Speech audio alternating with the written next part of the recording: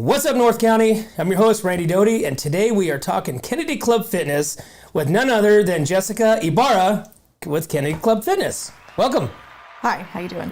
I'm doing super awesome. Great. So tell me a little bit about Jessica. So you are certified in many things. What all are you certified in? So I'm a certified personal trainer. I'm a corrective exercise specialist, a women's fitness specialist. I've also have been a massage therapist for 17 years. Oh. Yes, and I have a lot of experience in women's health and birth. Before this, in my other life, I was a doula and had a birth business and was a childbirth educator, lactation educator. And a doula? A doula. A doula? It's a labor assistant. No, like those, like you're in the birthing room? Oh, yes. So either if they're having a home birth, telling them when to call the midwife. Do they still do that? Oh, yeah. I had a home birth as well. Both of mine were. No kidding. Yeah, I almost became a home birth midwife. And then I wanted to experience hospital births first to see if I could be a hospital, like a CNM, a certified nurse midwife.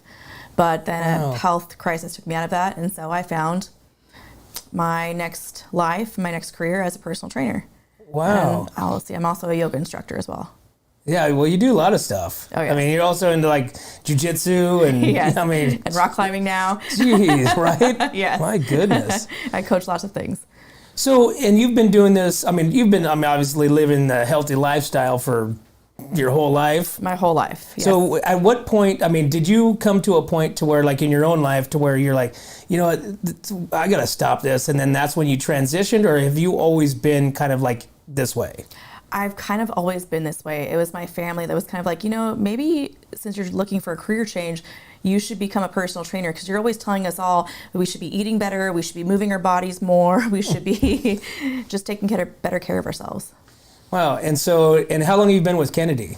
I've been with Kennedy for 8 years now as a personal trainer, and prior to that, I was just a group exercise instructor. I taught what used to be called spinning, which is now cycling, for a long time. I was also a swim instructor for Kennedy as well, and a lifeguard when I was in high school.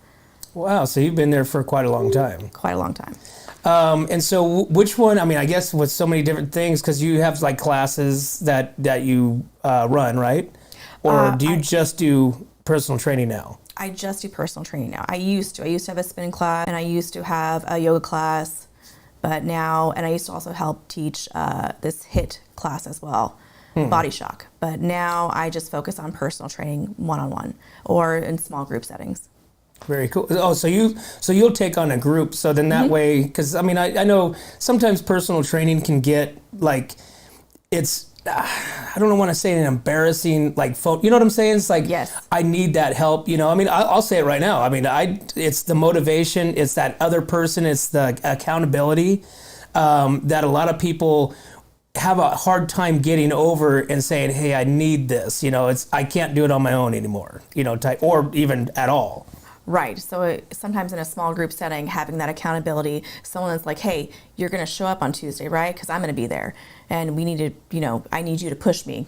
And it seems just like with a home workout, you don't get my home workout the same way. Like if I'm doing a home workout, I'm not going to push myself as hard. I'm going to look over and be like, oh, the dishes need to be done. But if I'm in a group setting, then you are aware that people might be kind of watching you. So you might try a little harder. Right. And so with your clients, as they come into you, they reach out to you through the club or however they reach out. What's the process with that? Do you kind of set them down, kind of talk to them first, see what their goals are, where they're at now, assess them where they want to be? Tell me how that plays out. Absolutely. So during my assessment process, I'm very thorough. So first, I want to know their goals. What are they trying to achieve? Is it a physical thing? Are they trying to improve their flexibility, their strength, or just look better? Do they have an event that they're trying to get ready for, whether it's a wedding, a trip, or a competition? Something that's they're going to actually be having to use their body like a marathon or something. Then I want to know about what do they do for work? How are they habitually using their body? What their diet's like? What time do they eat breakfast? Do they skip breakfast? What time do they wake up? What time they go to sleep? Do they have trouble sleeping, getting to sleep, staying to sleep? What medications they're on? Any injuries they've ever had, even in childhood, broken bones, surgeries? Wow. Very thorough. Holy cow. And then you're like, now we can put something together. Yes, that's personalized toward them, because it's not a one-size-fits-all program. You might have something that might be completely different than someone else. Wow. And so for somebody that actually gets to that point, you know, again, like we were talking about before, you know, it's one of those calls or one of those acceptance of, you know, people just think they've failed. You know, they've tried to do it on their own. I mean, we've all seen, you know, people in the gym and you're like, scratch your head going, what are they doing? You know, it's like, yes. You know, and so you're able to kind of fine tune those things and correct what they're doing and help them do this on a daily basis with or without you, right? Right.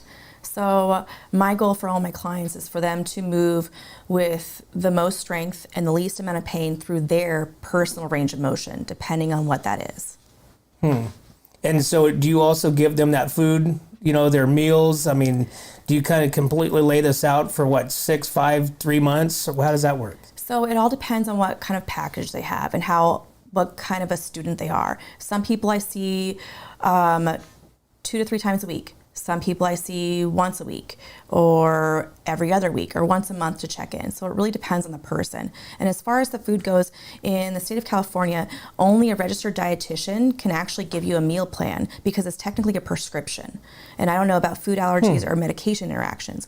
I can give you nutritional advice though, like you should be drinking a glass of water before a meal to make sure that you're not thirsty and don't overeat, to chew your food slowly, to increase the amount of color that's on your plate, to reduce the amount of processed carbohydrates, breads, pastas, and to increase the right carbohydrates like vegetables and fruits in your diet. So when you talk about carbohydrates, and everybody has that app at the beginning of the year, from, you know, January 1st, you have that carb app, right? Oh yeah. You know, that says, oh, I can't eat this, I can't eat that. And so you talk about carbs just now, you know, breads versus vegetables. Yes. You know, and so what's the difference between those two carbohydrates? So with vegetable carbohydrates, you're going to get more vitamins, more minerals. With processed carbohydrates, you're going to get more additives, and your body might have a harder time processing those. Like if someone really wants to have bread, I really recommend that they have sourdough bread. That's like that comes. If you look on the back and look at the ingredients, it'll say sourdough starter. Other breads from a commercial bread system will say yeast. So once our nation switched over to commercial bread system, it needed to add stabilizers and softeners and leaven to take out the sourdough portion of it. Sourdough takes time to rise, and you can't pump out as much loaves of bread and send it across the nation. By adding the stabilizers and the softeners and the yeast, it quickens the process. Those are all things that might be detrimental to our gut biome, our internal system and how it processes it. With sourdough, you're getting more protein, and also there's little bacteria, little microbes that are in starter that eat the gluten first, and so it's already been digested by those little microbes, so that when you go to ingest it, you're able to easily digest it and process it better. Interesting. Yes. So if you're going to eat bread or a sandwich, sourdough bread is probably the better choice. Yes. But you can't be fooled. There are some sourdoughs that are on the shelf that if you flip over in the back, they do not say sourdough starter in the ingredients. So what would be a brand that you would look for that says... Brian's Bread and San Luis Sourdough all are made with starter. And all local here. Yes, and are all local here. Now there's another brand called Rustica that's very soft. If you flip it over and look on the back and it says sourdough on it, it does not say sourdough starter in the ingredients. Wow, that's really good information. I mean, and that's kind of like, you know, why we do this, because I mean it's such a small informational tool. You know, the bread. Okay, I mean, let's be honest. I mean, everybody loves sandwiches. Yeah, right? I eat sandwiches. Yeah, and so I always think, okay, wheat bread. That, you know, they have those little, you know, what are those, like oats or something like that? It's like, hey, that looks healthy. Right. Right. and it's not, And it's not. and I should be eating sourdough bread from Brian's or San Luis